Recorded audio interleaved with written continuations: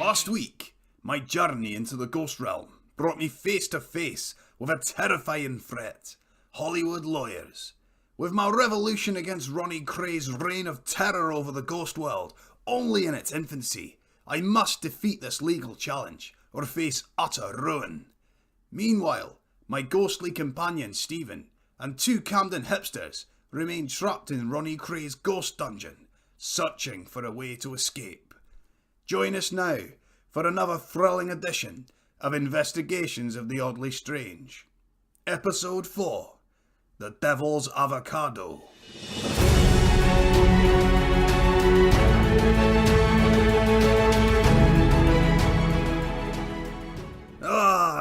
Can he make head or tail of all these legal documents? It doesn't help they're all written on these old rolls of parchment.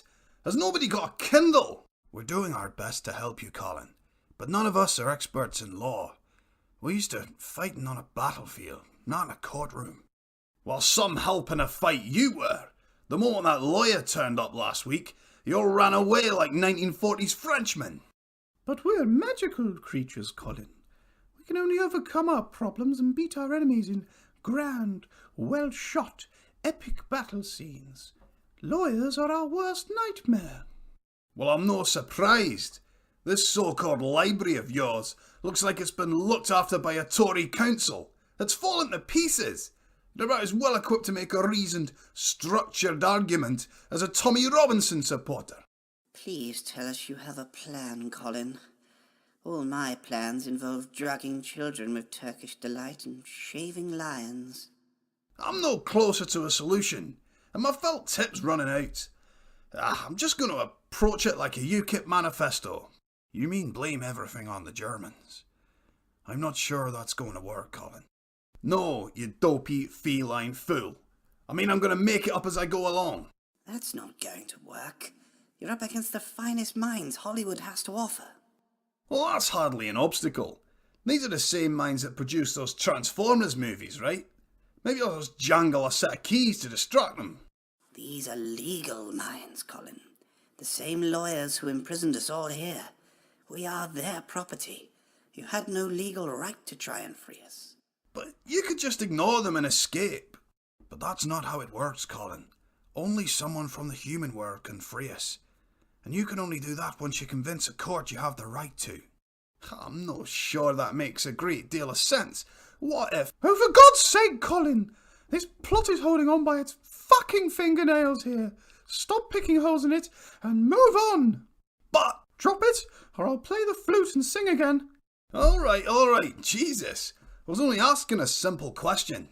If they were that simple, Colin, do you not think they'd have been addressed by now? You'd think so, wouldn't you? Anyway, that gives me an idea. Time to use the last of my felt tip ink on this bad boy.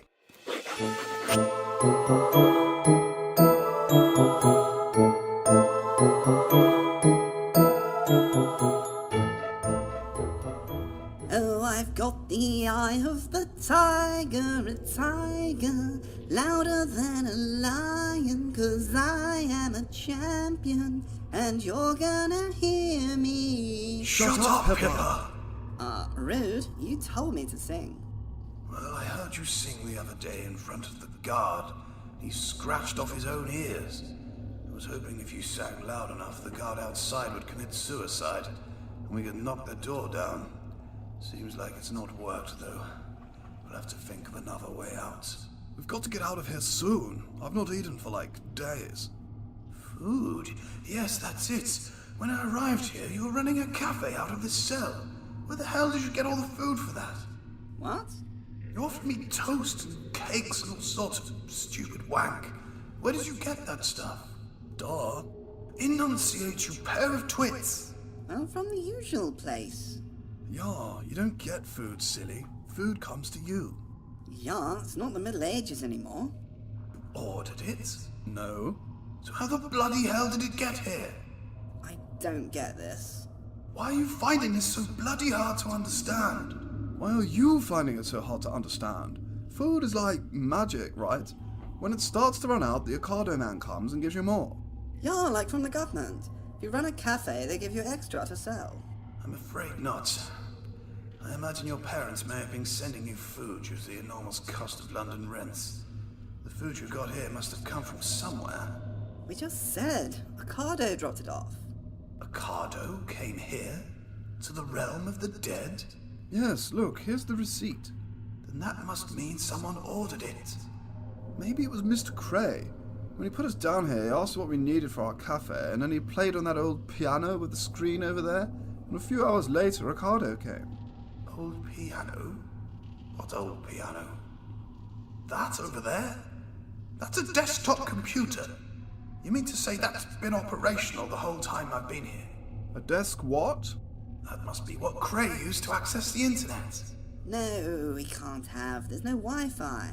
Oh no, this doesn't need Wi-Fi. If I remember rightly.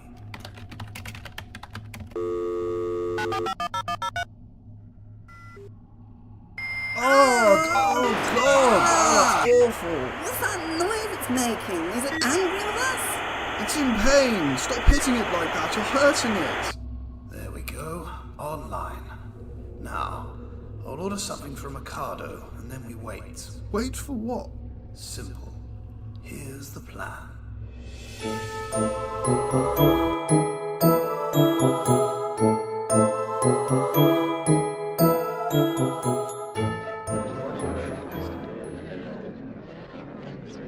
All rise. Thank you. Now I am Judge Charlie. I'll be hearing this case of copyright infringement today. Alleged copyright infringement. I'll be hearing this case of copyright infringement today. Thank you, Your Honor. And may I say, you look lovely today. Well spotted, counsellor. That's 10 points to you. There's no points in court cases. Silence in court. That's minus 15 points to you, sir. Continue, Bill. And have 5 points extra for having your feelings hurt. Thank you, Your Honor. A very wise judgment. 10 points. Your Honor, our case is very simple. We argue that Dr. Appointment here is not the owner of the intellectual property that is kept very safely and wisely by yourself and Mr. Ronnie Cray. Therefore, he is not allowed to remove it, look at it, talk to it, or have any interaction with it at all. Therefore, we move that he is banished permanently from the ghost realm, or that he be put into Mr. Cray's dungeons for eternity. Well put. 50,000 points to you. Right, Dr. Appointment, what are your opening statements? My opening statement is that you are great, and that you are very handsome, and that you are a great judge. That is, without a doubt, the most pathetic opening statement in a copyright case I have ever heard. Dr. Appointment, I'm going to give you an hour to come up with a proper case while I go to the pub with Bill. Will it help my case to do that? That depends entirely on how many pints Bill buys me in the pub. Okay, fine.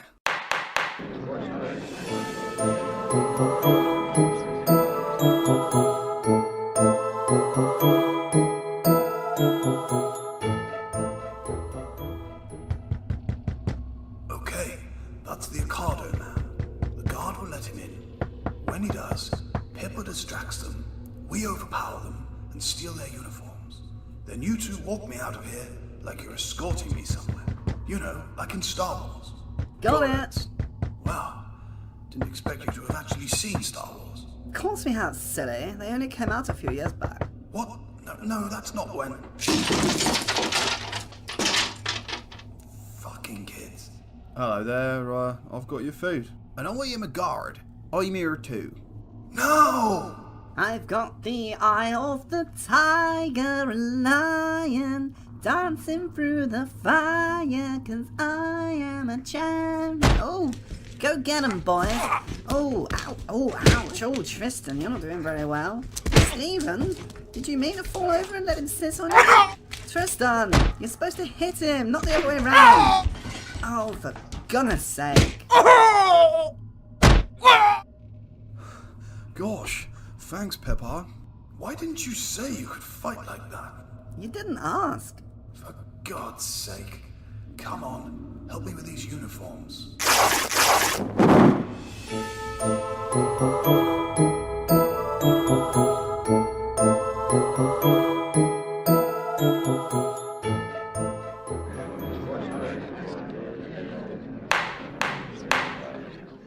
Right, back from the pub now. Court is having a session, in session. You, bloke I'm sending to jail, have you prepared your defence yet? Aye, but I'm starting to think it might be a waste of time. Well, you won't know until you try, will you? Now crack on while I rest my eyes. Fine. I can see I'll get no justice in this court, but maybe I can appeal to the good people in this courtroom. Is it fair for intellectual property to be locked away like this? I ask you, the good people gathered here today, to consider. What happens to these beloved characters from the stories and films of our youth when faceless corporations like the one this smarmy tit represents are able to own them wholesale and restrict how they're told, how they're passed down to our children? A good story captures your imagination, becomes part of us, part of our myth and history. What stories will we tell our children in the future when our stories no longer belong to us? Ask yourselves that, and ask yourselves if I'm a criminal for believing that these old tales belong to us, the people, and not to them, the owners of their copyrights.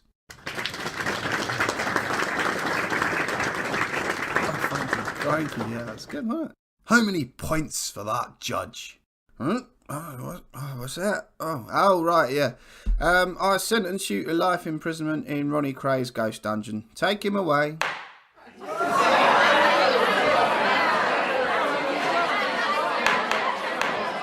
Silence in court. Shut your mouths. Did you really expect anything else? Are you not entertained? Hey, watch it, Judge. Ridley Scott owns that question. You see, people, you are all prisoners. Rise up against Ronnie Cray.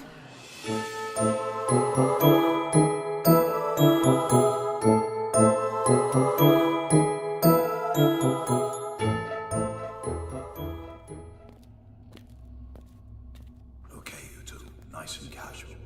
We're just a guard, a prisoner, and an Ocado man walking down a corridor in a prison for ghosts. This is fun.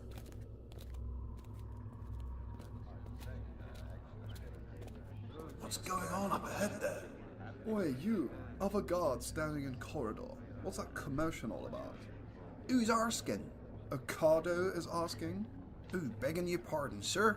We didn't see your badge there. Please forgive me. Ocado forgives you.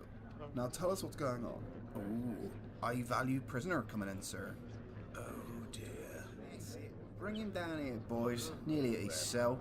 Once we get him in there, tie him down, and well.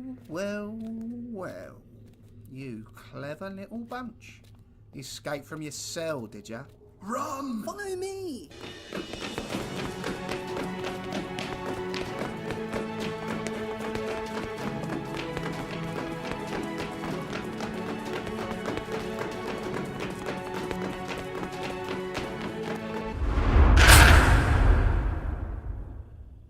Phew, that was close. Well, that was unexpected.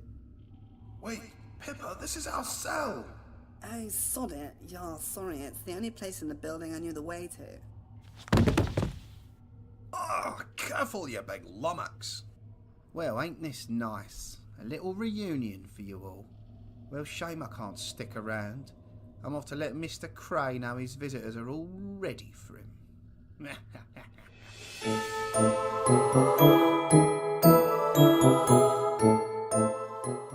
Will our heroes ever escape?